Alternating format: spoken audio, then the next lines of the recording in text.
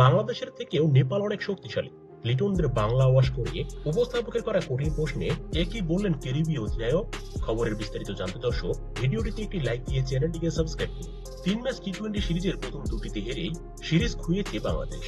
তাই white wash এড়ানোর ম্যাচে 4 পরিবর্তন নিয়ে টস জিতে প্রথমে ব্যাটিং করার সিদ্ধান্ত নেয় বাংলাদেশ। আর এদিন যেন বাংলাদেশের হয়ে একাই খেললেন তানজিদ তামিম। বাকিদের আসা যাওয়ার মিছিলে এক তামিমের 83 রানের উপর ভর করেই 150 রানের পুঁজি দাঁড় করায় বাংলাদেশ।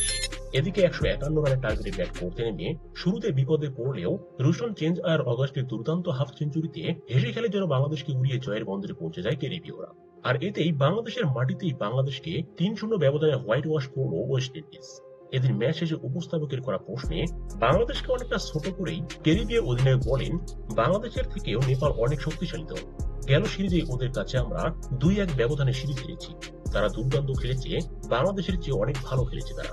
তিনি এও বলেন, বাংলাদেশের যে পারফরমেন্স এতে ধরেই নেওয়া যায় পরবর্তী কোনো বড় টুর্নামেন্টে সহজে তারা অংশগ্রহণ করতে পারবে না।